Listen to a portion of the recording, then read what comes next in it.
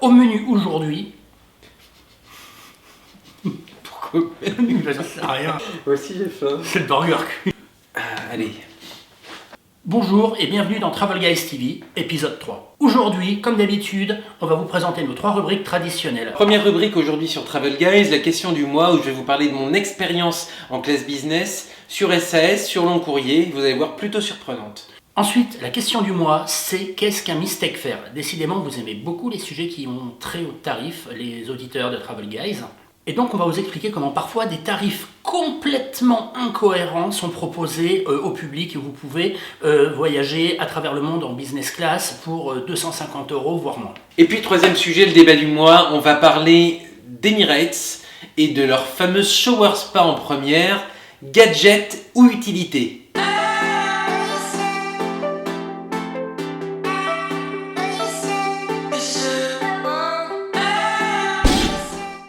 Donc pour l'expérience du mois, aujourd'hui Olivier, tu vas nous parler de Scandinavian Airlines SAS que tu as découvert il y a quelques temps.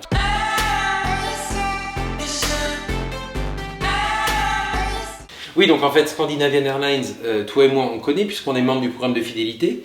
Et en réalité, c'est quand même une compagnie qui a une image plutôt low cost à la base. Donc j'ai vraiment vécu une expérience, on peut dire, exceptionnelle. Quand on parle de SAS entre nous, surtout sur les moyens courriers, le mot qui revient le plus souvent c'est tape-cul. Quand tu as réservé, on s'était dit ce voyage, il faut absolument rien en attendre. Oui, effectivement. Et quand on pense aux moyens courriers sur SAS, on pense low cost. Pourquoi? Parce que il n'y a plus de vraie classe business sur les appareils moyens courriers. Ils ont ce qu'ils appellent la classe SAS+, qui est en réalité une classe où on vous propose un snack, mais où il n'y a même pas le siège du milieu qui est bloqué. Donc l'expérience n'est pas terrible sur moyens courriers. Donc tu confirmes une expérience moyen courrier très décevante. Oui, une expérience moyen courrier très décevante, pas de siège du milieu bloqué, un repas franchement pas terrible. Allez voir sur le blog, vous avez le lien en bas, nos reports sur le moyen courrier SAS, qui sont en réalité des vols d'apport vers l'expérience long courrier qui, elle, m'a bluffé. Par contre, avant de parler du long courrier, on reparle du salon SAS à Roissy. Le salon SAS à Roissy, c'est un enfer. Non seulement il est petit, il est plus petit que le salon, que mon salon, il est plus petit que ton salon, Bertrand.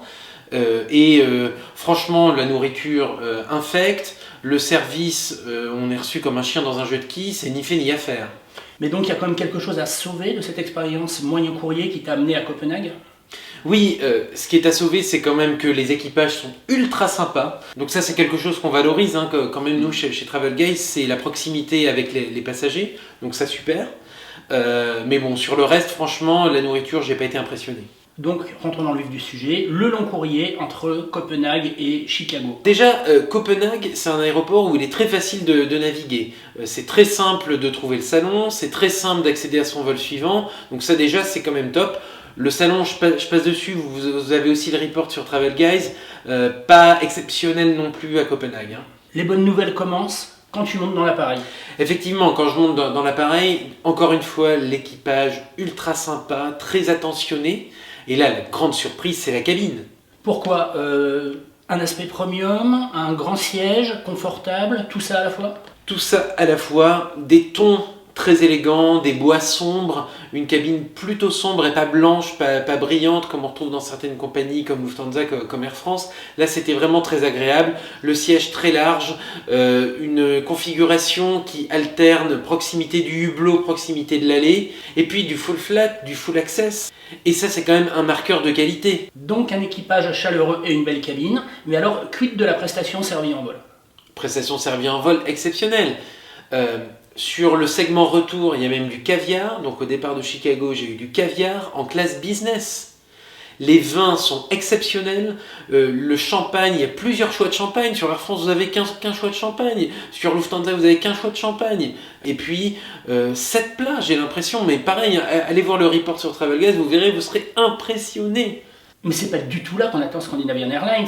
Sur le repas servi en vol, sur du long courrier, on s'attend à des choses chez Air France, on s'attend peut-être à des choses chez Alitalia, chez Suisse, pour ne parler que des compagnies européennes, mais on ne s'attend pas à quelque chose de Scandinavian.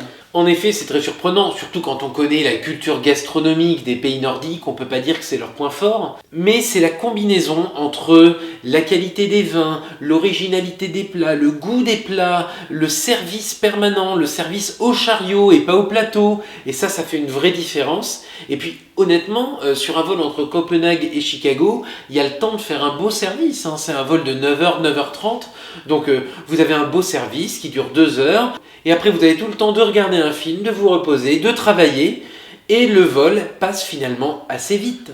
Et sur ton vol de retour, quelque chose qui m'avait surpris, c'était le petit déjeuner, quelque chose sur lequel on est en général très critique, et notamment sur les vols de retour des États-Unis. J'avais été très surpris des photos que tu m'avais envoyées de ton plat quand tu étais en vol. Effectivement, le petit déjeuner est absolument magistral. Déjà, il est complètement customisable.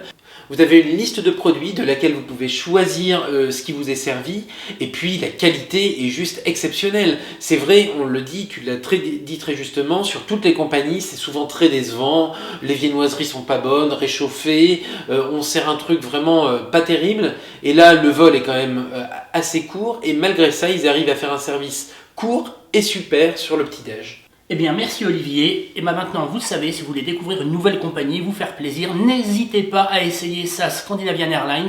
Ça dépayse et c'est très bien. Alors, passons tout de suite à la question du mois. La question du mois pour le 3e numéro de Travel Guys TV, c'est qu'est-ce qu'un mistake fare ?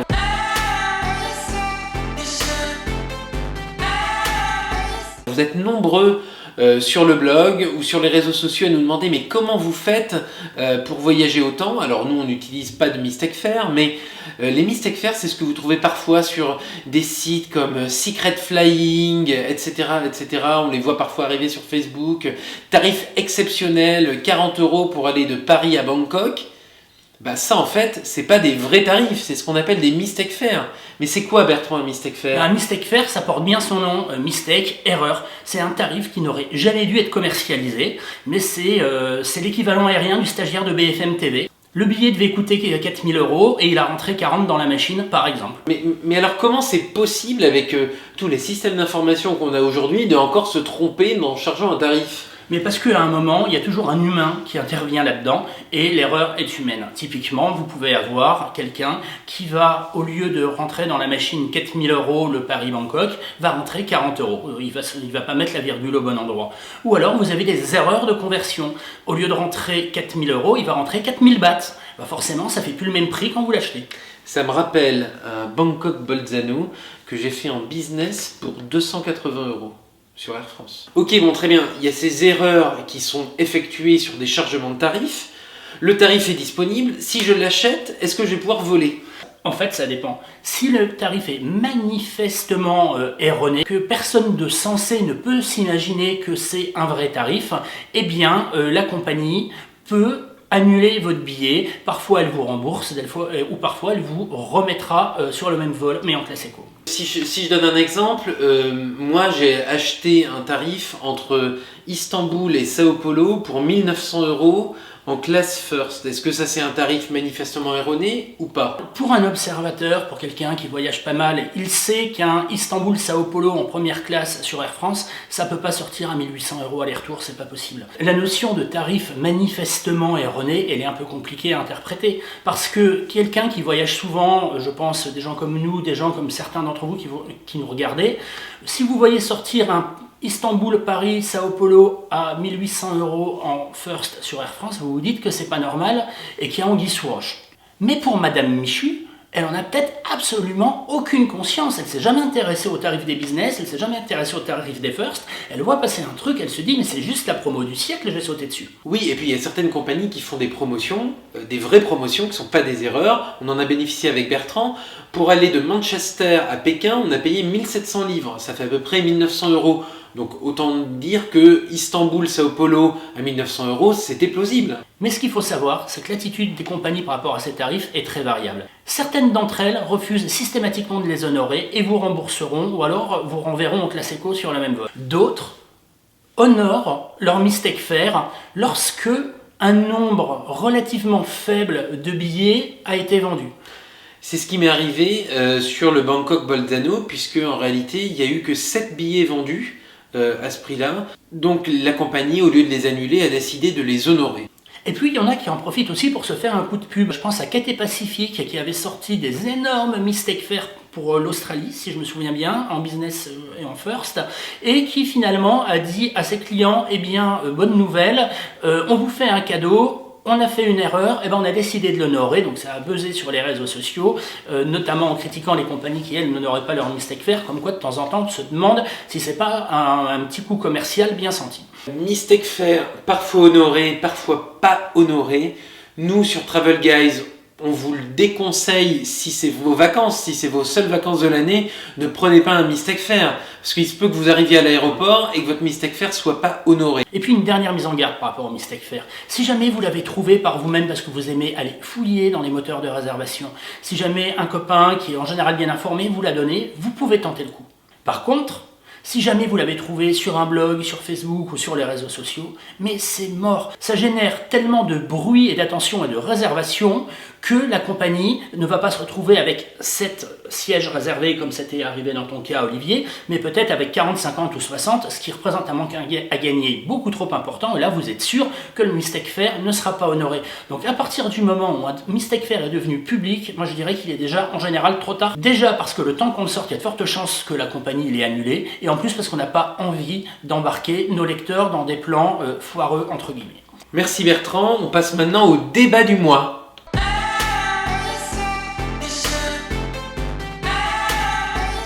Donc on passe tout de suite au débat du mois. Le débat du mois, ce mois-ci sur Emirates. Oui, le shower spa, la douche en première classe sur Emirates, est-ce que c'est le dernier des raffinements ou est-ce que c'est un sinistre gadget ? Alors, on peut se poser la question. Moi, en tout cas, j'ai la réponse, puisque je suis un client relativement fidèle d'Emirates. J'ai dû prendre Emirates une vingtaine de fois, dont une quinzaine de fois en first dans les 3 dernières années. Et j'avoue, quasiment systématiquement, sur un vol de jour ou même sur un vol de nuit, avant l'arrivée, une demi-heure avant, j'utilise le shower spa. Bon, effectivement, je suis d'accord, prendre une douche avant de se poser, c'est toujours agréable. Mais une douche, il faut savoir laquelle. Tu me rappelles la durée de la douche au shower spa d'Emirates ? C'est 5 minutes, mais 5 minutes d'eau. 5 minutes d'eau, c'est quand même largement suffisant pour se doucher. Ok, c'est une douche dans un avion. Donc effectivement, vous n'avez pas, comme dans un hôtel, toute la place, bouger, etc. Vous avez de l'eau, vous avez des aménités, vous avez du savon, vous avez tout ce qu'il faut pour vous doucher. Mais bon, effectivement, ce n'est pas le confort absolu d'un hôtel. Et puis je trouve de mon côté que la quantité d'eau embarquée pour faire prendre des douches à combien de personnes ? 14 personnes. Je trouve qu'en termes de poids, de consommation de carburant, c'est un truc qui est complètement inutile par rapport finalement à ce que je considère comme une très faible plus-value. Bon, Bertrand maintenant c'est Greta Thunberg, vous l'avez bien compris.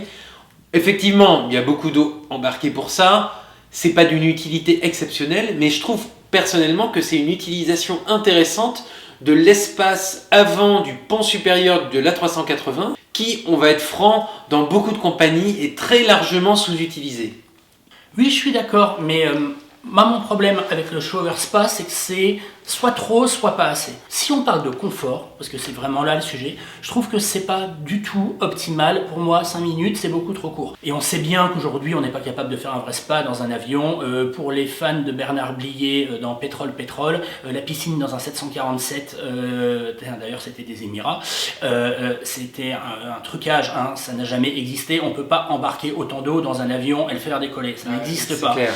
Donc promouvoir ce type d'expérience dans un avion, qu'on sait qu'il y a de telles contraintes, c'est finalement pour moi plus un gadget marketing. La première fois on est content, on prend sa douche pour dire qu'on a pris sa douche en vol et puis pour montrer des photos aux copains, mais je pense que la deuxième ou la troisième fois on préfère profiter tranquillement de son petit déjeuner et de boire un verre avant l'atterrissage. Bon, de toute façon, on ne peut pas satisfaire tout le monde.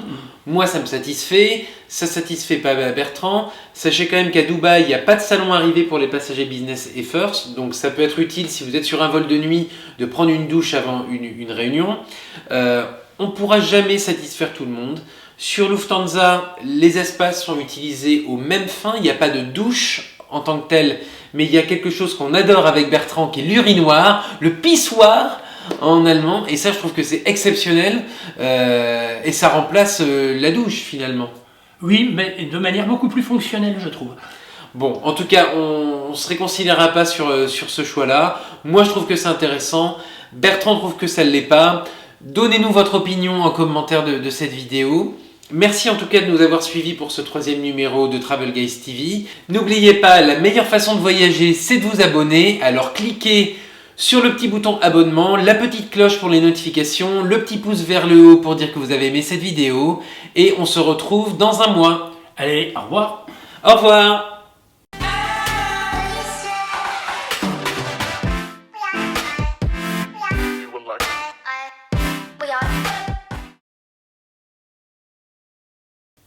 C'était une connerie à l'italien. Pourquoi?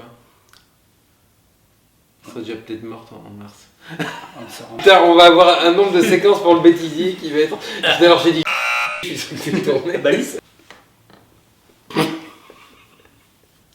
Donc, c'est toi, Olivier, qui va nous ressusciter. Ah oui, alors, Scandinavian Airlines. Et c'est toi, Olivier, qui va nous parler de ta découverte. Non. Découverte. N'oubliez pas, la meilleure façon de... C'est quoi la meilleure? La meilleure façon de voyager, c'est de vous abonner.